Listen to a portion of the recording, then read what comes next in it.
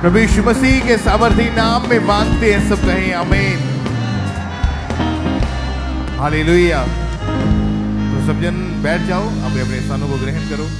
Testimonies को आपने ध्यान से सुनना है। खुदावंद के बड़े काम जो परमेश्वर ने लोगों के जीवन में किए, जो आपके फेथ को बढ़ाएंगे। आपको समझ आएगी कि परमेश्वर ने कैसे लोगों के जीवन में अजीब और अचंभी रीति के साथ कार्य किए। तो सब जन अपने अपने स्थानों को ग्रहण करो। ब्रांचेस में भी आप बैठ जाएं और आइए इन वीडियो टेस्टिमनीज को हम देखते हैं।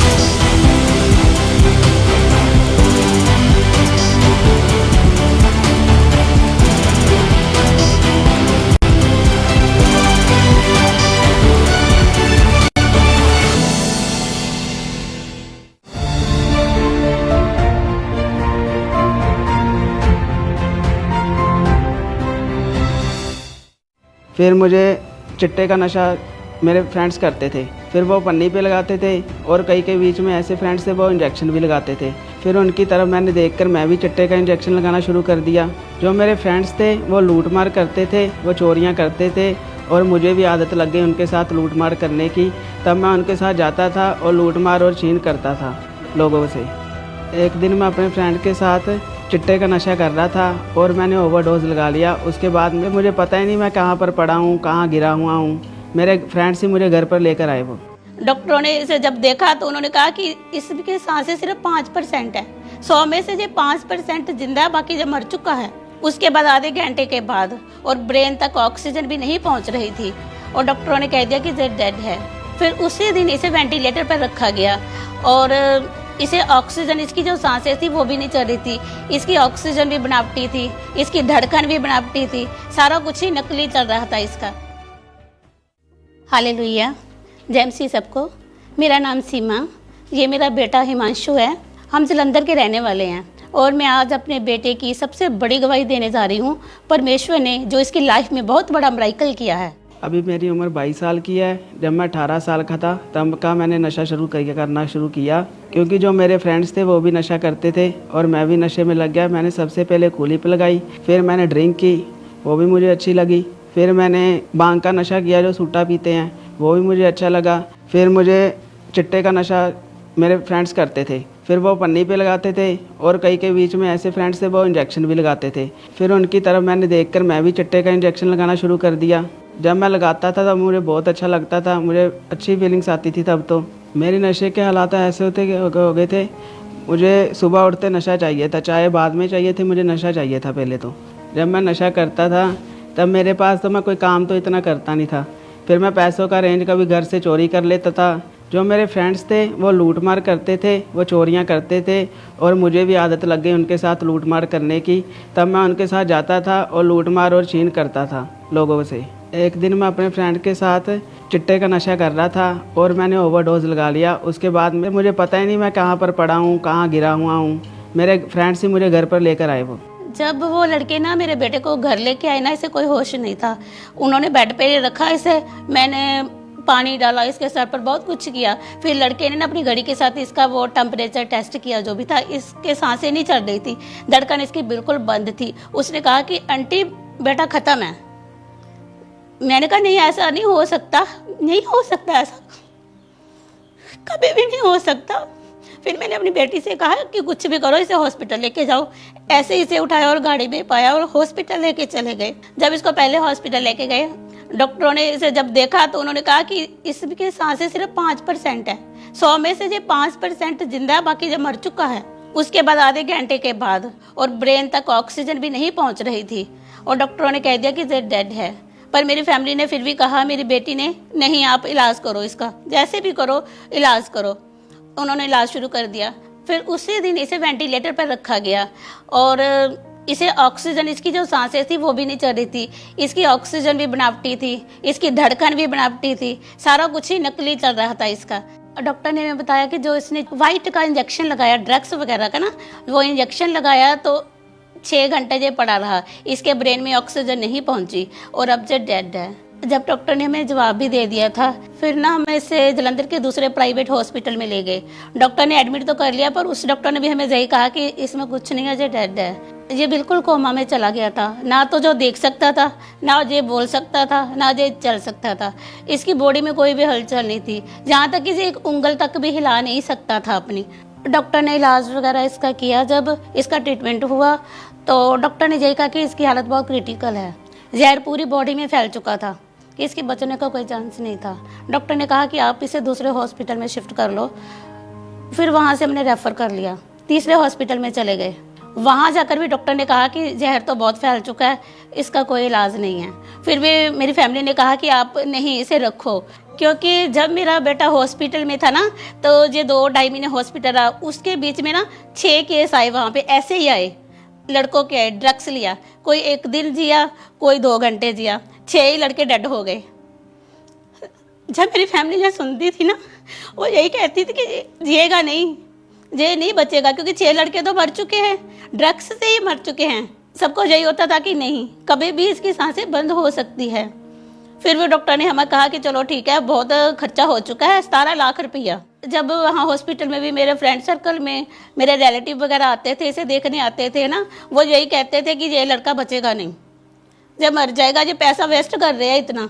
जब हमारा इतना पैसा भी लग चुका था, डॉक्टर ने भी जवाब दे दिया था, लोग भी जो आते थे वही कहते थे कि ये नहीं बचेगा, नहीं बचेगा। पर मैं बहुत परेशान भी थी, क्योंकि मेरा एक ही बेटा, एक ही बेटी थी बस, और तो मेरे पास कुछ नहीं है। इतना पैसा लगाने के बाद भी जो भी आता था वो यही कहता था, ये थोड़े दिन ही है, ये थोड़े दिन है, क्योंकि डॉक्टर ये कहते थे कि ये आंखें नहीं खोल रहा, ये तो देखता नहीं किसी को, इसको पता ही नहीं, ये कोमा में जा चुका है, अगर कुछ टाइम में जिएगा तो कोमा में ही रहेगा, ये आपको पहचानेगा नहीं कि आप कौन हो। ब्रेन तो खत्म हो चुका था, ब्रेन डेड था बिल्कुल। जब ब्रेन ही नहीं चलेगा तो उसे, वो कह रहे कुछ भी नहीं पता कि तुम कौन हो, इसकी मम्मा हो, इसकी बहन हो, इसे कुछ भी नहीं पता। जब डॉक्टरों ने भी, हमें तीसरे हॉस्पिटल से भी हमें जवाब मिल चुका था ना, वो कह रहे कि अपने बेटे को जा तो किसी जो होता है ना सरकारी हॉस्पिटल, जो उसमें ले जाओ, जैसे घर ले जाओ, इसकी सेवा करो। फिर हमने यही किया कि हम इसे घर लेके जाएंगे। हम इसे घर लेके गए, पर घर में भी हमें वो सारा इंतज़ाम करना पड़ा, वेंटिलेटर, ऑक्सीजन, बेड, इसके लिए सिस्टर रखी जो इसकी केयर करती थी, है ना। 1 महीने के लिए वो उसने इसकी केयर की, पर कोई मोमेंट नहीं था। वो सिस्टर भी यही बोलती थी कि आंटी कोई फ़ायदा नहीं है, बस ये कुछ नहीं है, क्योंकि मैं ऐसे केस देख चुकी हूँ कि वो कम जीते हैं, वो कभी भी जिंदगी नहीं जिएगा, जे मर जाएगा थोड़े टाइम के बाद। इसकी कंडीशन बहुत ख़राब थी, क्योंकि जे ना तो चल सकता था, ना जे बैठ सकता था, ना ही जे अपनी साइड पलट सकता था, जहाँ तक कि हाथ पैर कुछ भी हिला नहीं सकता था जे। तो डायपर वगैरह लगता था, सब कुछ हम करवाते थे। 1 महीना वो लड़की कराती रही, उसके बाद एक लड़का रखा, क्योंकि मेरे घर में मेरा बेटा और बेटी और मैं ही थे, इसके पापा नहीं हैं। और हमने यही सोचा था कि जब मेरा बेटा 19-20 साल का होगा, कुछ करेगा, मेरा सहारा बनेगा, मेरी बेटी के लिए, मेरे लिए कुछ करेगा। पर सच में जब मैंने इस हाल में देखा ना, बस कुछ कह ही नहीं सकती मैं क्या हुआ, कि मैंने कहा नहीं, ये सब कुछ झूठ है, ऐसा नहीं हो सकता। जब मेरे बेटे की ऐसी हालत थी, मेरा विश्वास फिर भी प्रभु पर था कि नहीं, प्रभु मेरे बेटे को चंगा करेगा, जिंदा करेगा। क्योंकि मैं खामरा मिनिस्ट्री के साथ जुड़ी हुई थी, मैं जब बड़ी बड़ी गवाहियाँ देखती थी, क्योंकि मुझे पता था कि सब कुछ होगा, मेरा बेटा जिंदा होगा। मैं यही कहती थी कि जसू तुझे मेरा बेटा जिंदा करना होगा, मेरा बेटा जिंदा करना होगा, क्योंकि तू जिंदा खुदा है, तू खुद मुर्दों में से तीसरे दिन जिंदा हुआ है, मेरा बेटा भी जिंदा होगा। हर वीरवार संडे मैं चर्च आती थी, बेटा मेरा बीमार था, मैं इसे हॉस्पिटल में छोड़ के भी हम चर्च आते थे, माँ और बेटी दोनों। नाइट मीटिंग अटेंड करते थे, डे भी अटेंड करते थे, हमने कोई भी मीटिंग मिस नहीं की। जब भी प्रभु के दास मीटिंग में घोषणा करते थे, मैं अपने बेटे के लिए रिसीव करती थी। फिर 5 जून 2025 को बड़ी मीटिंग में मैं खामरा में थी। प्रभु के दास ने जब बीमारों के लिए प्रे की, मैंने अपने बेटे के लिए पूरे मन से रिसीव की। खुदा का आत्मा कह रहा है वो ऑयल जब तुम बीमारों पर लगाओगे वो चंगे हो जाएंगे। बंद बिजनेस के ऊपर लगाओगे वो बिजनेस चलने लगेगा, मुर्दा आत्मा छोड़ के चली जाएगी। वो ऑयल नहीं, वो फायर है खुदा की दी हुई तुम्हें। आमीन। ऊंचा आशीष हमारी है चर्च। जब मैंने उसे रिसीव किया, पर जब मैं घर गई ना, सचमुच एक बड़ा चमत्कार था। ये वेंटिलेटर पे था, वेंटिलेटर पाइप से लगा हुआ था, पर ये बातें कर रहा था। लोग कहते हैं कि जब तक वेंटिलेटर की पाइप निकलती नहीं ना तो ये बातें कर सकता ना ये खा सकता है। पर जब मैं घर गई, बड़ा चमत्कार था। ये खा भी रहा था और बातें भी कर रहा था। मम्मा, दीदी सबको बुला रहा था, जेमसी कह रहा था। और उसके बाद जब अगले दिन हम इसे हॉस्पिटल लेके गए तो डॉक्टर ने मेरे से कहा, तूने इसे क्या किया है, कहाँ लेके गई थी? मैंने कहा, मैंने यस्सु से प्रे की, मेरे यस्सु ने इसे जिंदा किया और दोबारा इसे वापस किया। क्योंकि डॉक्टर लोग खुद बड़े हैरान थे कि वेंटिलेटर के साथ जब इसके पाइप लगी हुई है, खाने वाली पाइप भी नहीं है, ये खा नहीं सकता और ये मुंह से खा रहा है, वो भी वेंटिलेटर पर। तो डॉक्टर भी हैरान थे। डॉक्टर ने इसके सारे पाइप्स रिमूव किए, जे फिर चलने लगा। सब देखकर बड़े हैरान थे। फिर मैं भी कहती थी कि डॉक्टर आप तो कह रहे थे कि ये ज़िंदगी भर चलेगा नहीं कभी, इसके लिए वो वॉकर वगैरह का इंतज़ाम करो। मैंने प्रभु से यही कहा था कि मेरा बेटा कभी वॉकर के सहारे नहीं चलेगा। मेरा बेटा एक दिन भी वॉकर के सहारे नहीं चला। मेरा बेटा दौड़ रहा है, खा रहा है, पी रहा है, अपने आप से चल फिर रहा है, सब कुछ अपने आप कर रहा है। अब मेरा बेटा कोई नशा नहीं करता। मेरे बेटे का ब्रेन बिल्कुल ठीक है। जितने भी इसके बॉडी पार्ट डैमेज हो चुके थे वो सारे ठीक हो चुके हैं। इसकी टांगे, हाथ, पैर, आंखें सब कुछ ठीक है। और सबसे बड़ी बात ये कि एक्टिवा खुद चलाता है, मुझे खुद चर्च लेके आता है। अब मैं बहुत खुश हूँ और मैं अपनी फैमिली के साथ रहता हूँ। अब नहीं मैं कोई नशा करता, ना कोई कूलिप, ना कोई बीड़ी, ना कोई सिगरेट, ना कोई तम्बाकू, ना कोई ड्रिंक, ना कोई चिट्टे का नशा। अब मैं प्रे करता हूँ और मैं चर्च आता हूँ और मैं अपनी फैमिली के साथ रोज़ रात को बैठकर माउंटेन प्रे करता हूँ और सुबह उठकर भी मैं प्रेयर करता हूँ।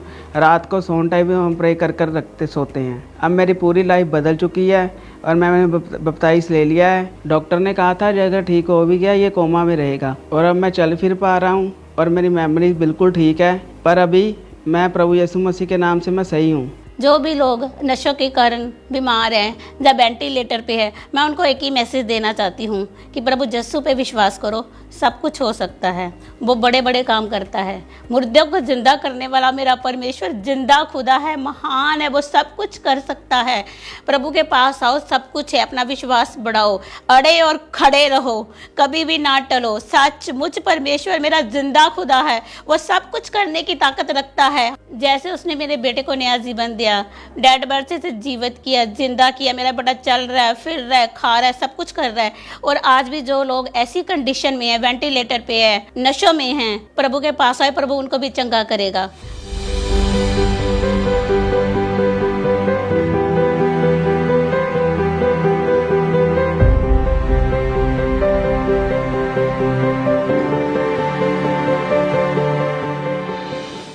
अपने बेटे के स्नेह जीवन के लिए मैं परमेश्वर का थैंक्स करती हूँ, धन्यवाद करती हूँ। प्रभु के दास का, प्रभु की दासी का दिल से धन्यवाद करती हूँ। Thank you Jesus, thank you Lord.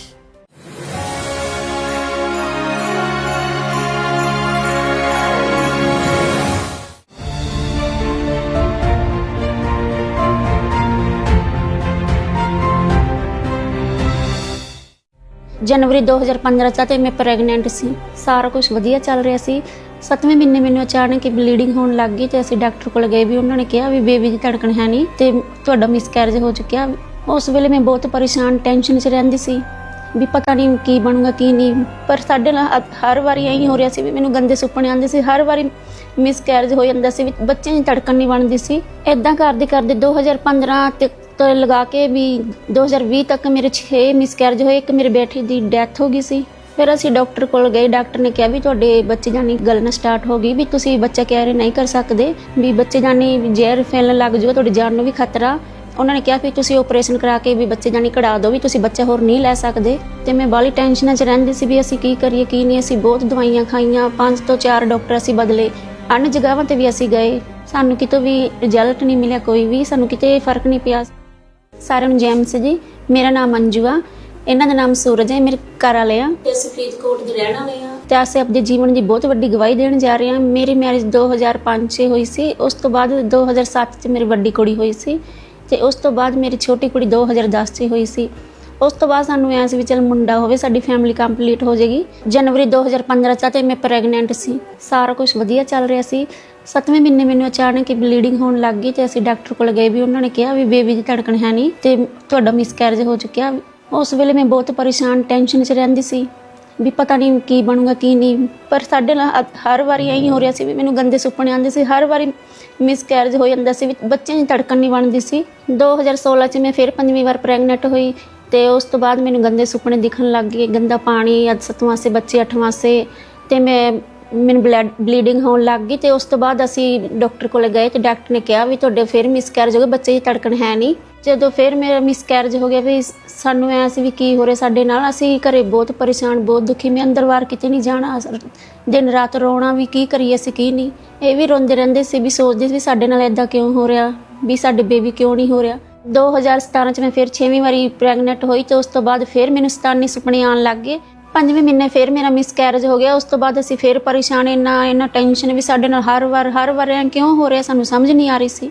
2018 'ਚ ਮੈਂ 7ਵੀਂ ਵਾਰ ਫਿਰ ਪ੍ਰੈਗਨੈਂਟ ਹੋਈ ਤੇ ਸੇਮ ਮੇਰੇ ਨਾਲ ਫਿਰ ਉੱਦਾਂ ਹੀ ਹੋਇਆ।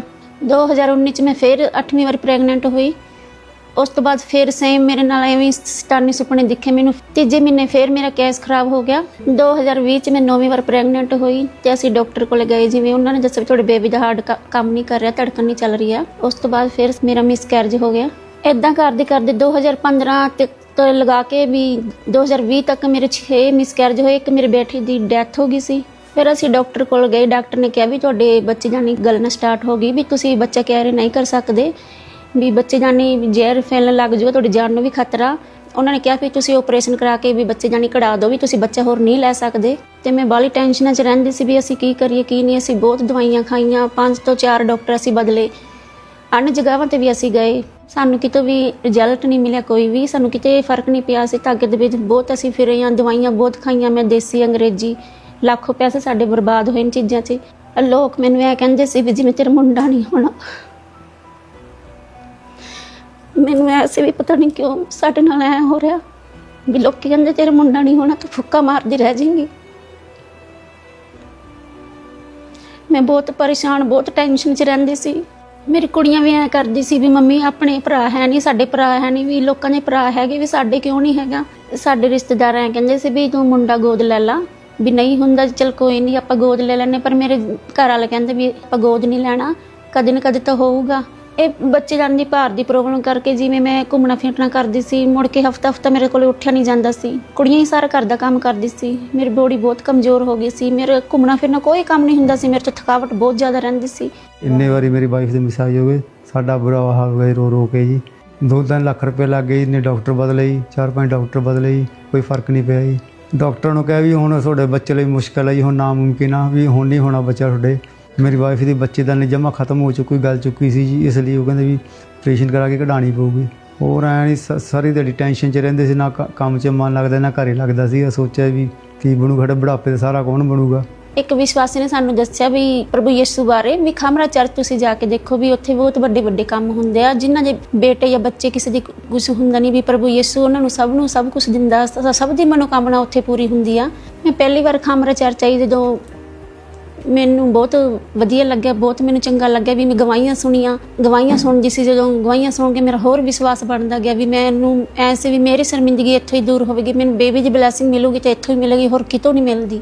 18 ਜੁਲਾਈ 2021 ਨੂੰ ਅਸੀਂ ਖਾਮਰਾ ਚਰਚ ਆਏ। ਪ੍ਰਭੂ ਦੇ ਦਾਸ ਨੇ ਪ੍ਰਾਰਥਨਾ ਕੀਤੀ ਸੀ, ਜਦੋਂ 3 ਦਿਨ ਦੇ ਰੋਜ਼ੇ ਰੱਖਣੇ ਆ, ਤੇ ਉਹਨਾਂ ਨੇ ਪ੍ਰਾਰਥਨਾ ਕੀਤੀ ਸੀ ਵੀ ਬੱਚਿਆਂ ਲਈ। ਮੈਂ ਆਮੀਨ ਕਹਿ ਕੇ ਰਿਸੀਵ ਕੀਤਾ ਸੀ ਆਪਣੇ ਲਈ।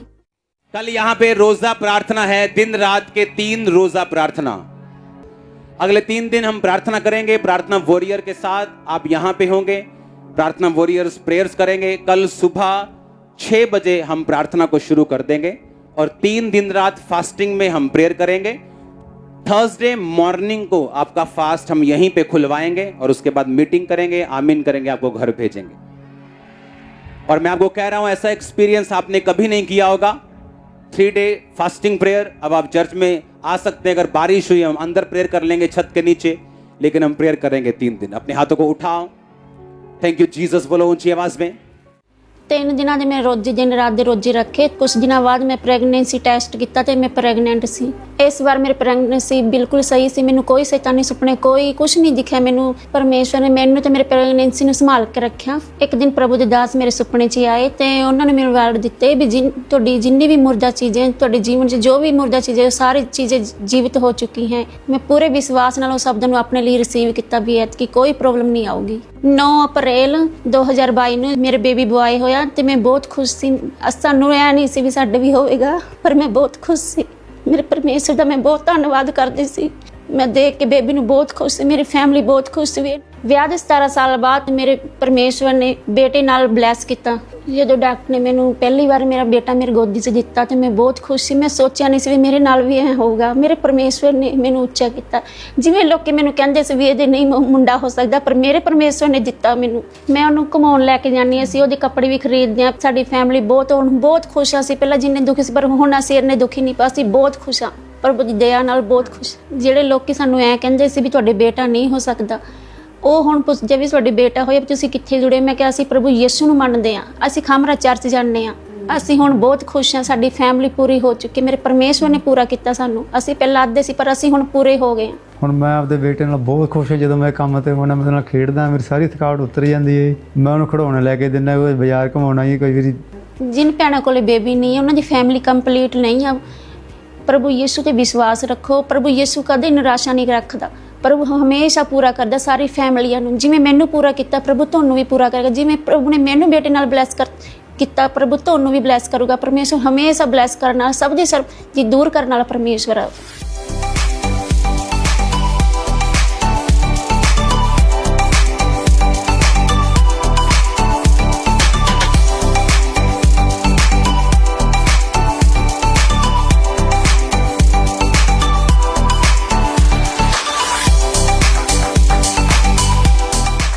ਇਸ ਵੱਡੀ ਆਸੀਸ ਲਈ ਮੈਂ ਪ੍ਰਭੂ ਯਿਸੂ ਦਾ ਧੰਨਵਾਦ ਕਰਦੀ ਹਾਂ। ਪ੍ਰਭੂ ਯਿਸੂ ਦੇ ਦਾਸ ਦਾ ਧੰਨਵਾਦ ਕਰਦੀ ਹਾਂ। ਸਾਰਿਆਂ ਨੂੰ ਜੈ ਮਸੀਹ। तारीफ करें सबसे जोर से तालियों के साथ। उज्जीवित परमेश्वर प्रभु यीशु मसीह के नाम पर महिमा दें। अपने हाथों को उठाएं सब जन स्वर की ओर, सब भाई सब बहनें अपनी डालियों को लेकर अपने हाथों को हिलाएं स्वर की ओर और ऊंची आवाज से कहें हालेलुया।